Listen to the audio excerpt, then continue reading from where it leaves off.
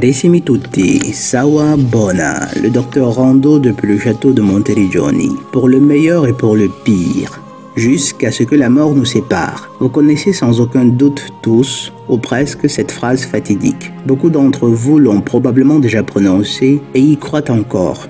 D'autres encore ont déjà pris leur dose et savent à quel point cette phrase, et les vœux nuptiaux dont elle n'est qu'une portion, est vide de contenu dans la société contemporaine. Comment est-il possible que cette phrase perdure encore lors des échanges des vœux nuptiaux? Comment est-il possible que des milliers d'hommes ne réussissent toujours pas à comprendre? Comment réussissent-ils encore à tomber dans les filets des femmes?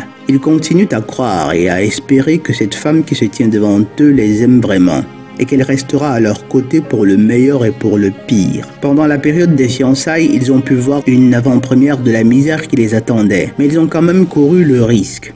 C'est simplement démentiel. C'est vous dire à quel point la transe hypnotique dans laquelle nous baignons est puissante, pour aveugler un homme au point qu'il soit incapable de voir que la dame des anneaux qui se trouve en face de lui tient dans ses mains une corde à nœud coulant qu'elle va commencer, après l'autel, à serrer petit à petit jusqu'à ce qu'il soit dépouillé de toute fierté d'homme, outre que de ses économies, si tant est qu'il en possède. Dans certains cas, elles finissent même par lui prendre le souffle de vie. Le mariage contemporain est une grande farce qui pourtant a encore beaucoup de succès. Il est peut-être grand temps que l'on pensât à introduire une autre formule nuptiale, qui fût un peu plus cohérente. On pourrait par exemple commencer par substituer le syntagme « jusqu'à ce que la mort nous sépare » par « jusqu'à ce que le divorce nous sépare ». Ce serait un peu plus proche de la réalité. Si vous l'ignorez encore, sachez qu'aujourd'hui, la plupart des femmes vont en mariage pour deux raisons principales. Soit pour réaliser leur projet d'enrichissement personnel, soit pour vous imposer une opération de sauvetage. C'est un projet d'enrichissement pour les pépins d'Astarté. Elles sont jeunes, convoitées et elles le savent. Elles se dédient exclusivement à l'anatomie du piquet en espérant de trouver, à force de pratique et d'exploration, l'homme super riche qui, sous le coup de ses prestations à elle, ne saura pas lui résister. Aussi font-elles sillonner leur terre du milieu par autant de bad boys qu'elles peuvent. C'est un entraînement qui, en toute apparence, n'a que du bon pour elles. Toutefois, l'espoir de devenir un jour la dame des anneaux de quelques malheureux richissimes est toujours présent.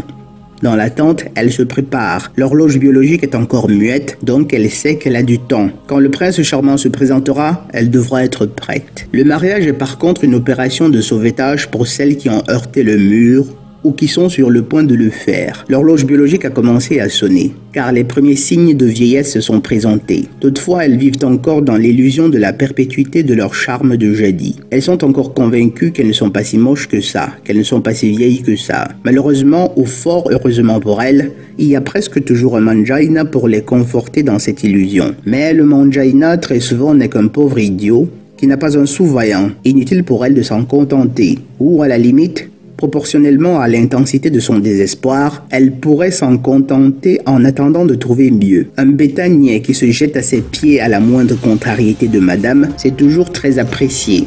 Pour le meilleur et pour le pire, dit-on. Mais quand le malheur frappe à la porte de leur compagnon, c'est à ce moment qu'elles comprennent que lorsque leur mari reçoit un étranger de si grande éminence que le malheur, il est préférable qu'elles n'interfèrent pas et qu'elles soient discrètes. Et elles le font si bien que la séparation ou l'adultère est le meilleur moyen pour elles de donner de l'espace à leur mari pour qu'ils règlent leur compte avec le malheur. Pour le meilleur et pour le pire. Et pourtant, à plus de 70%, ce sont elles qui engagent les procédures de divorce. Pour le meilleur et pour le pire. Mais vous avez intérêt à tenir le pire à carreau, car le pire ne fait pas partie des équations des femmes. En effet, le mariage est aussi pour elle une simple équation mathématique. Elle n'a rien à offrir. Elle ne sait ni cuisiner, ni rafistoler, ni même utiliser une machine à laver. Là, j'exagère un peu. Bref, elle a fait des études d'anatomie pendant des années, mais de toute façon, elle est belle, car elle possède un V d'or. Donc, elle est digne d'adulation. Car dites-vous bien qu'Hollywood a convaincu les femmes, et même les plus momoches, qu'elles étaient des déesses qui ont droit à tout, juste parce qu'elles possèdent un V d'or que les hommes désirent tant. Entre parenthèses, j'espère que vous savez à quoi je me réfère quand je parle du V d'or. Elle est belle, il y aura forcément un imbécile assez con pour consentir à devenir son esclave. Vous, les hommes fiancés qui m'écoutez, vous qui êtes en train de préparer vos épousailles, posez-vous la question suivante. Cette femme sera-t-elle capable de rester à mes côtés si le pire venait à arriver? Je ne voudrais même pas que vous vous demandiez si elle vous aime, car la réponse est littéralement non. Elle a peut-être de l'affection à votre égard, pour votre statut, pour les grimaces et les blagues à la con que vous faites si souvent pour la faire rire, mais elle ne vous aime simplement pas. Serez-vous prêt à faire cela toute votre vie, sachant qu'elle abusera de vous physiquement, psychologiquement, financièrement? Comment un homme peut-il s'agenouiller devant une femme qui demain le brisera en 1000 morceaux?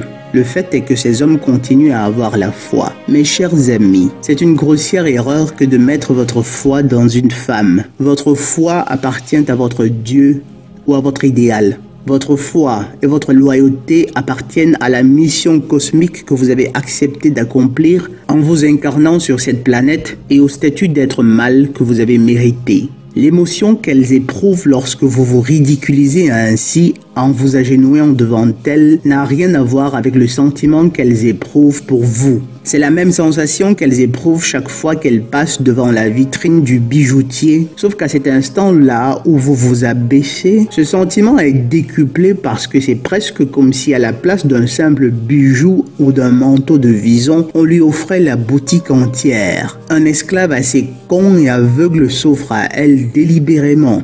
Il a consenti à porter l'anneau d'asservissement, grâce auquel elle vous videra de votre substance physique, émotive et financière. Vous convaincre à mettre l'anneau d'asservissement ne fut pas chose facile.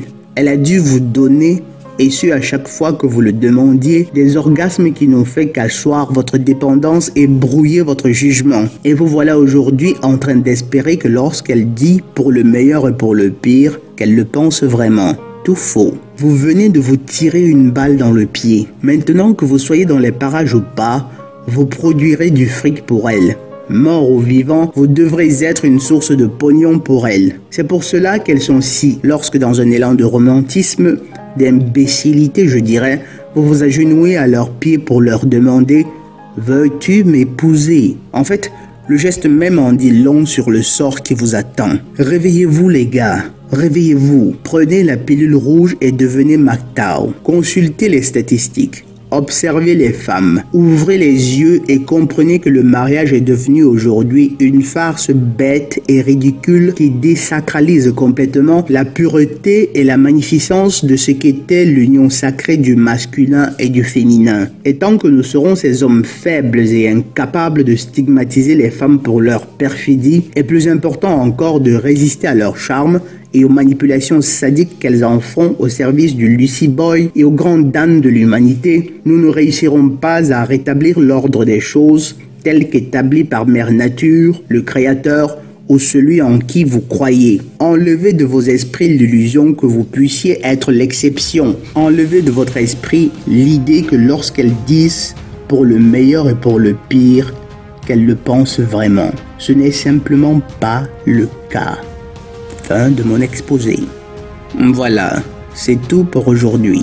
Vous connaissez la règle. Si c'est ma première vidéo que vous écoutez, je la considère une avant-première. Si c'est la deuxième, je veux encore être magnanime. Mais à partir de la troisième, vous avez le devoir et l'obligation de vous abonner, de liker et si possible de partager. Et si le cœur vous en dit, un petit don PayPal pour assurer la perpétuité de la chaîne serait tout autant le bienvenu. Mais par-dessus tout, rappelez-vous toujours, soit nous souffrons pour nous perfectionner, soit nous souffrons de nos imperfections. Depuis la tour du château de Monteriggioni, je suis le docteur Rondo Ridotto. Sawabona.